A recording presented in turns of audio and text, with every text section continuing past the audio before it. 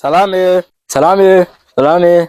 Voaingana kely amony resaka nakasika nitro de la chaîne sy zavatrisy eo de androantsika to de hiditra amin'ny fampianarana de atao am'le vidéo intro de la chaîne moa zany laza hoe manaratsy tapaka ny page raha te ahita ny vidéo rehetrarehetra ato de androany moa zany zavatra efa niteneniko taminareo voaingana kely igny ihany hoe amoaka vidéo makasika ny Corinthiens voalohany 10:31 za sy tsy nizany fa ko am'izany na mena na misotra anareo inona ataonareo de atao vovoninahitra Andriamanitra zany rehetra ka androany le izy izay raiko aminareo satria anisany zavatra tena hoe zava-dehibe amin'ny fiainantsika, zavatra tena ilaitsika ka maka toerana tsara, maka place tsara de atombontsika ry zao.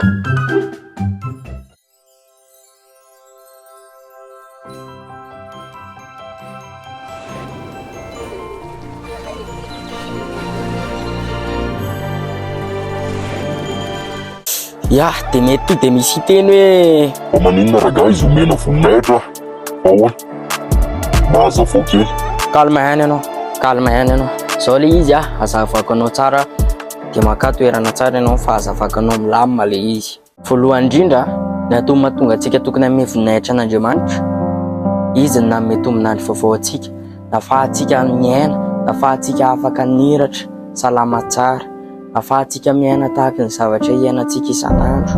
Raha tsisy an'Andriamanitra nge tsy afaka niaina tahaka izao ianao ka zay mahatonga antsika tokony hanome voninahitra an'Andriamanitra voalohany indrindra zay de aza dia mihitsy manome voninahitra an'Andriamanitra. Zay ny antony voalohany fa hatramin'ny antony faharoa antsika izao.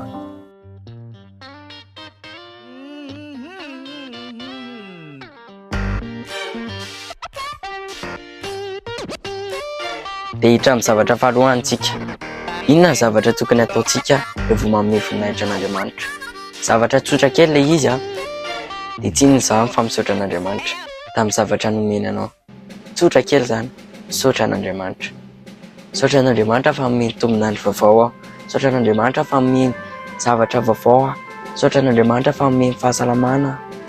Zany zao de efa manome voninahitra an'Andriamanitra. Zay ny zavatra faharoany.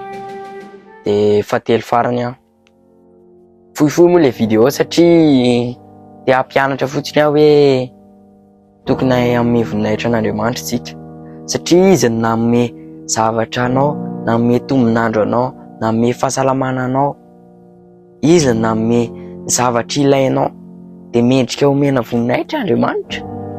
De izy tsotra be, misaotra ianao satria nomeny fahasalamana. Tokony misaotra foana ianao isan'andro misaotra amin'ny alalan'ny mivavaka, misaotra amin'ny alalan'ny mivavaka. Misaotra kely zany mivavaka ianao misaotra anazy ianao mandritra mivavaka izay ataonao. De farana moa le vidéo tsy de tena hoe nataoko lava be le izy fa te hampianatra anao fotsiny hoe mahaiza misaotra an'Andriamanitra de aza dia mihitsy mianatra an'ity verset ty ataoko eto ambany eto le izy zavatra tsotra kely de tsy inona fa misaotra an'Andriamanitra, mahaiza manome voninahitra an'Andriamanitra. De veloma daholo amin'ny vidéo manaraka indray veloma.